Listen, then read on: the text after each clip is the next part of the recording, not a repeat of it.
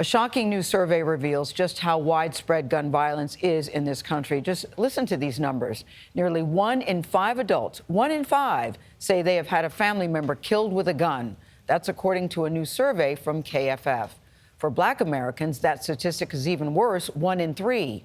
And 84% of adults say they have taken at least one precaution to try to protect themselves or their families from gun violence. And that is not the only disturbing number in this survey. There is more. Nikki Battiste has the details.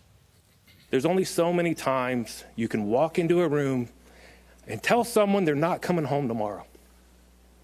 And it just breaks your heart. Louisville trauma surgeon Jason Smith says he has seen and had enough. I'm weary. He's not the only one seeing the effects of gun violence firsthand.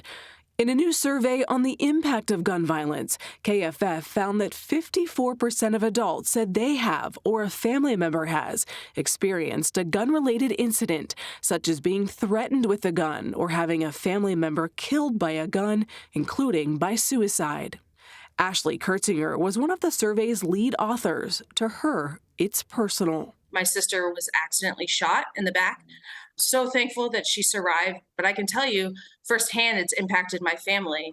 Hers and so many others, from mass shootings at concerts, movie theaters, places of worship, supermarkets, schools, and inside the workplace. It's a toll that keeps mounting. The survey found 15% of people have avoided religious services or celebrations, 20% have changed or considered changing their child's school, and 35% have avoided large crowds because of the possibility of gun violence. I think a lot of attention is being paid to victims immediately following the shooting, but I think what the survey shows is that there's a long tail that follows these victims and their families.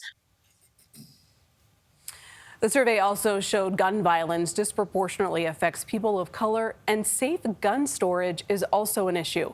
According to the results, nearly half of parents say they have a gun in their home, and about 1/3 of those firearms are either loaded or stored in an unlocked location. So this is a really important reminder. If you do own a firearm, particularly if you have children, yes, store them safely. Yeah. Well, because, the Kaiser Family Foundation reports that gun violence is now the #1 cause of death for teens and for children in this country, surpassing motor vehicle deaths. Yeah. Yes, and that's relatively new.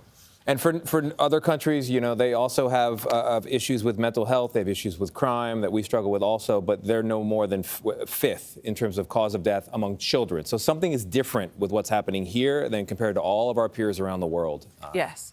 And a reminder, we hear about mass shootings on the news, but gun violence is affecting so many people every day. And once it affects your family, it affects you for a long time. Like she said, it has a very long tail. We're not even really talking about Nashville the way we used to. They're still grieving there. They're still grieving in Uvalde. They're still grieving in Buffalo. And we go on to the next thing. It's not right, and it's extremely frustrating. Nikki, thank you very much.